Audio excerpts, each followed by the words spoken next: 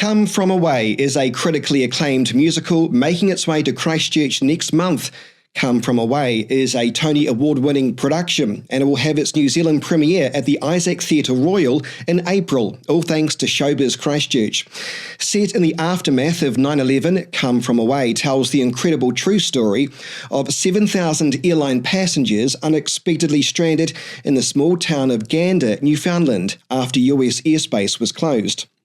The people of Gander stepped up, welcoming strangers into their homes and offering kindness in the face of tragedy. And this musical has been praised globally for its uplifting messages of hope and resilience. Showbiz Christchurch is thrilled to be bringing this production to Kiwi audiences for the first time.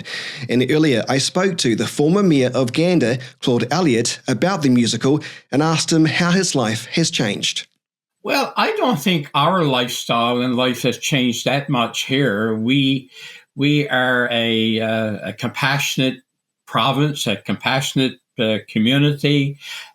We help others. And during 9/11, we had 7,000 strangers from 95 countries. And we just went out and did what you're supposed to do, is show compassion and love to people. And after it was all over, we go back to our normal life.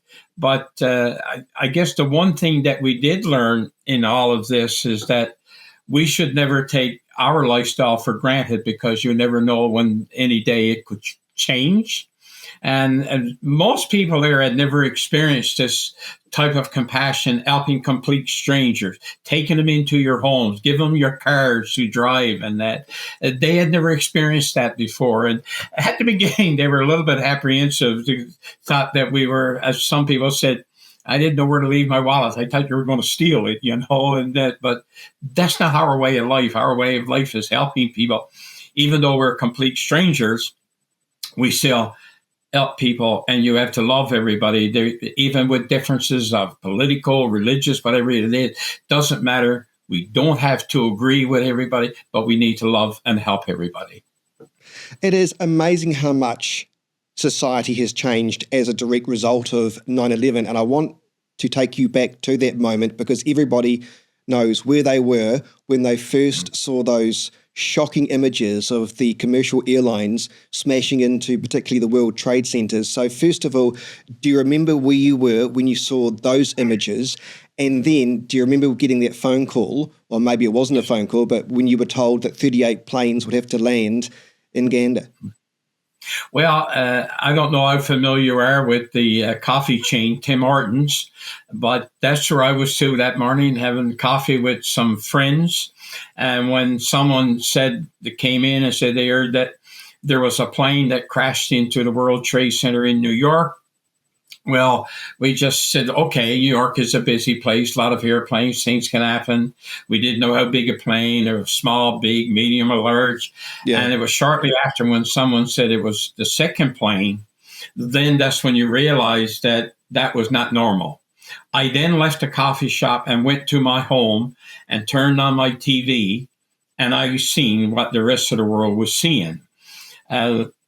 Shortly after I got home, I got a call from the town manager saying that the United States was under a terrorist attack, and all the planes destined for the U.S. Were going to be rerouted to Canada. Canada was going to take all the planes, and we knew here in Gander, with our location, we are the crossroads of the world by here. Once you leave Europe in the morning, once you get halfway across the ocean, the nearest airport is Gander. And all planes were told to land at the nearest airport. We were told to expect 200 aircraft to land at our airport. But the ones that wasn't halfway across was turned back. The ones that was over halfway across, well, they went in Hivry Airport in Canada, where they were closer to. And we ended up, as I said, with 38 wide bodies and 7,000 people who dropped in for 5 days to help us celebrate. It was unique because we had never experienced that influx of people like that before. And those people had never seen the love and compassion before that they were here. So as I always tell people, the first day we had 7,000 strangers. On the third day, we had 7,000 friends. On the fifth day, we lost 7,000 family members. And we are still close and friends with a lot of those people that were even, 24 years later. And that bond between us has not been broken. I've got to ask, what were some of the bigger challenges, though, in accommodating thousands of unexpected guests? It was going to be a bit crowded, but we made sure, as the mayor, I declared a state of emergency. And we did that because we wanted to keep the hotel rooms for the crews on the plane. We knew that when they were ready to go back out, we wanted them to be well rested and have, the sleep and that, so they could fly out pretty fresh. Then what we did, we made makeshift motels in every school, every church, every building, every organization that had a vacancy. Our elementary school, there was 700 people staying there.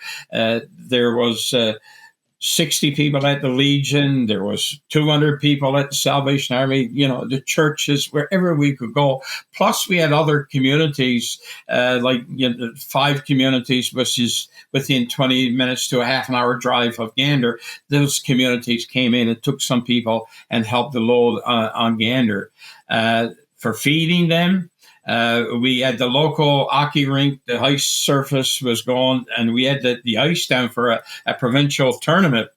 And what we did is that we turned that hockey rink into a refrigerator, and we put all the food on the ice surface to keep it cool. And then the Salvation Army, they coordinated all the meals for the passengers or everywhere they were staying. And they would come in and plan their meals, 3 meals and snacks a day. And over those 5 days, the Salvation Army coordinated 278,000 meals that was delivered to different places in Gander. And we had a population of 9,000 at the time. I venture to say that probably 6,000 of them were volunteering during the 5 days they were here. It is an incredible story, and I've got to say, I know you've had this question so many times. When you think of 9/11, you don't exactly think of a Broadway musical, which is based on the incredible story of your town. When you saw the musical for the first time, what did you think? Well, the first time I saw it in Seattle. I was invited down to Seattle for the first showing, and I don't know about you, but me, when I see something for the first time, you don't know what to expect. And that was no different. How were we going to be portrayed? And was I going to be portrayed as a mayor who was drunk and didn't know what he was doing? Or are we going to be, make us look like fools or what? So I have to say that the first time I saw the show, I probably didn't enjoy it because I didn't know what was coming.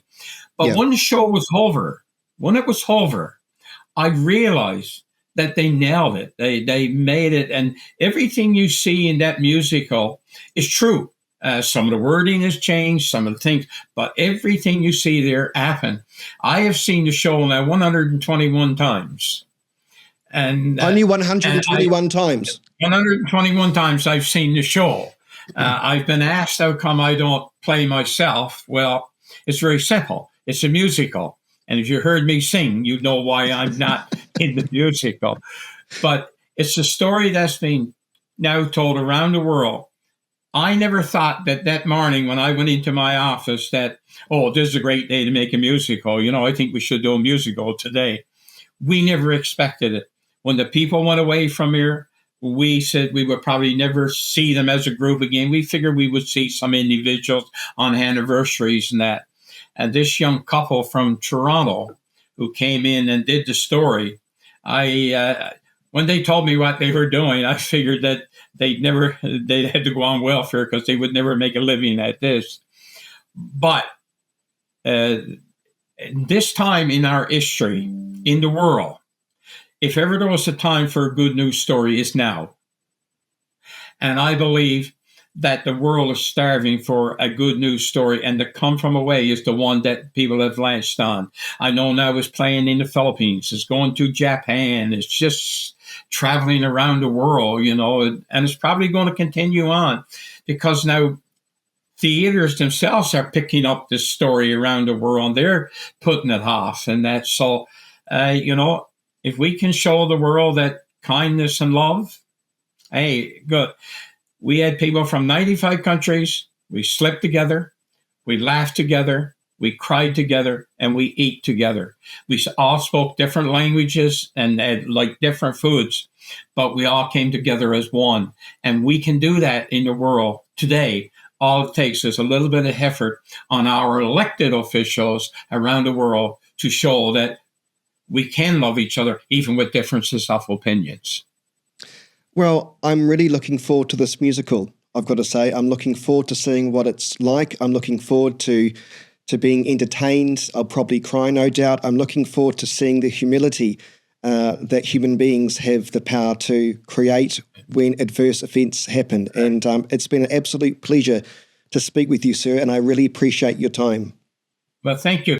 And Claude Elliott is about to see the show for the 122nd time as he prepares to fly to Christchurch for opening night on April the 11th. Keith Smith, who is the Canadian High Commissioner, and other delegates from the High Commission are also flying in for opening night.